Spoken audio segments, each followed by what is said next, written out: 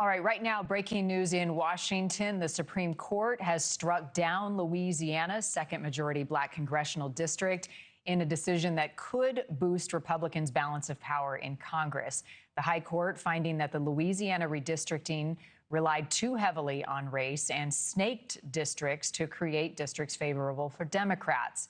The decision weakens a landmark voting rights law protection against discrimination in redistricting.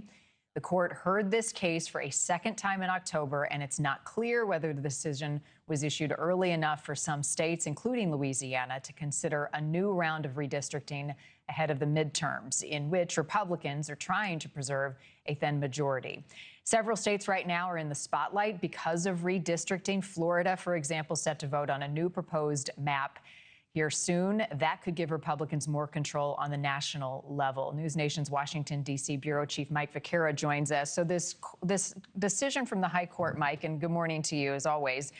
What are the merits of this case going into it? What were the arguments for each side? Well, Marni, and I think you encapsulated the entire magnitude of this case very well, and it does have major implications for who controls the House of Representatives, which party controls the House of Representatives, and perhaps just as importantly, minority representation in the House of Representatives, in particular, African-American, Black American representation in the House of Representatives. The Supreme Court appears to have reached some sort of compromise here. You referenced the Voting Rights Act of 1965. It is a landmark decision signed by President Lyndon Johnson that essentially said African Americans are underrepresented in the House of Representatives. For almost a century, there were essentially zero Black Americans in the House of Representatives. After the 1965 law, which mandated that there should be essentially majority-minority districts throughout the South that would allow more African Americans to be elected and sent to Washington. Since then, as of right now, there are 63 of those districts, 62 members of the Congressional Black Caucus in Congress. Now, in Louisiana, they cited the Section 2 of the Voting Rights Act, which incidentally, the Supreme Court has now let stand, and that's the compromise here.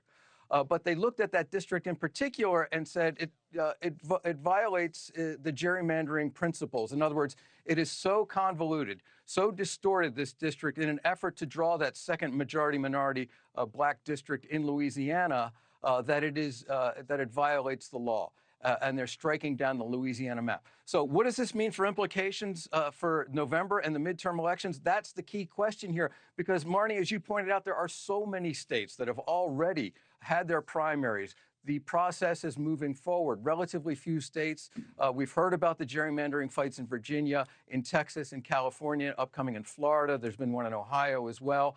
Unclear whether or not it is too late to go back, redraw these maps, and redo these election districts. And that's the essential argument here in the short term. In the long term, it's a very fundamental argument about minority representation in Congress, the effects of the Voting Rights Act, gerrymandering throughout many of these states. We've already seen it happening, and there's no question of what's happening here, because the proponents of these new districts are openly pushing the reason why they're drawing these new districts. So really a monumental decision here today by the Supreme Court that could have implications in the short term for representation and control of the House of Representatives over President Trump's last 2 years, and also the long term for minority representation, particularly in southern states here in Washington.